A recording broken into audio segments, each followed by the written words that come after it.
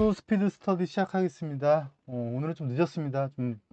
저희 리츠 설립과 관련된 일이 좀 바빠서 오늘 좀 늦게 시작했네요. 지난 시간에 이어서 계속해서 신축 빌라 재개발 권리 선정 기준일을 지정은 어떻게 하는지에 대해서 좀 보도록 하겠습니다. 우선 지난번 잠깐 내용 복습을 하면요. 건물들이 쭉 지어져 나갈 때 어떤 기준일을 두고 그 전에 지어진 건물은 괜찮고 그 이후에 지어진 건물은 권리 산정에서 배제시켜서 우리가 흔히 부르는 아파트 배정을 해주지 않는다, 분양권이 없다, 뭐 이런 식으로 표현한다 그랬죠. 그때 그 날짜를 권리 산정 기준일이라고 부르는데, 지난 시간에 배웠던 내용 중 보면 이 물건에 대해서 등기가 언제 났느냐, 이것도 중요하죠. 두 번째, 그 지역이 권리 산정 기준일이 언제냐라는 거를 시도지사가 고시한다 그랬죠. 이때 고시할 때 이 시도지사가 마음 놓고 아무 날짜나 고시할 수 있는 게 아니고요. 이것조차도 법에서 정해놓고 있어요. 그 정해놓은 거를 우선 크게 소규모 정비사업법에서는 어떻게 규정하고 있냐면, 소규모 정비사업법은요, 소규모 재개발, 소규모 재건축, 가로주택 정비사업을 말하는 거예요. 여기에는 기본계획이나 구역지정이라는 개념이 없어요. 그래서 이 절차가 아예 없기 때문에 이 날짜를 지정할 수가 없는 거죠. 그래서 어쩔 수 없이 권리산정 기준일이 조합 설립 인가일로 정해질 수밖에 없어요. 이 날짜는 아예 법의 절차가 없기 때문에.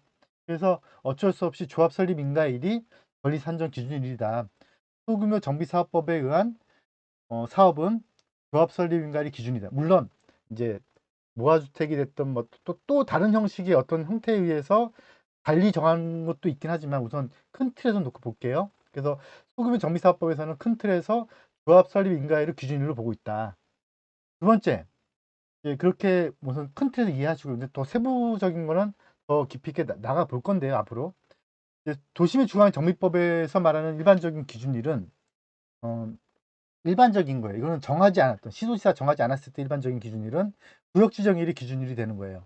근데 그게 아니고 이제 투기가 우려되는 지역들 있죠. 이렇게 투기가 우려돼서 이건 좀 심각하다, 문제가.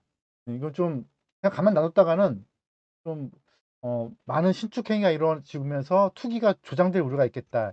이런 지역들은 기본계획 수립일부터 구역 지정일 사이에 요 임의의 기간을 두고 시도지사가 권리산정 기준일을 별도로 고시할 수가 있어요. 그래서 고시하도록 하고 있고요. 그래서 보통 이제 그 날짜가 이제 뭐 신통기획은 언제다 뭐 이런 걸 정하게 돼 있는 거죠. 근데 아무리 그렇다고 하더라도 아무리 투기가 우려된다고 하더라도요, 이 기본계획 수립일 이전에는 시도지사가 권리산정 기준을 정할 수는 없어요. 그래서 기본계획이 수립되었거나 구역 지정이 아직 도래되지 않은 요 지역 중에서 투기가 우려되는 지역은 시도지사가 요 사이에 어느 날짜를 정할 수가 있는데, 그러면 지금 우리가 알고 있는 신통이나 뭐 이런 지역들, 서울시 같은 경우에 이런 데가 좀 예민해지는 거죠. 그래서 이 서울시의 얘기는 서울시 전역이 지금 기본계획이 수립되어 있다라고 주장을 하고 있어요. 물론 이게 이론의 여지가 있는데, 우리가 아무리 이론의 여지를 발표를 하더라도, 우리가 주장을 하더라도 어쨌거나 이제 칼자루는 서울시가 쥐고 있으니까 우리가 거기에 따를 수밖에 없잖아요. 물론 이론의 여지는 있어요.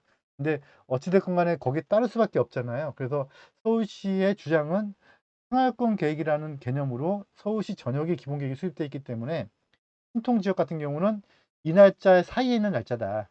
그래서 아무렇게 지정할 수 있다. 근데 물론 이론, 이론의 여지는 있다고 했어요.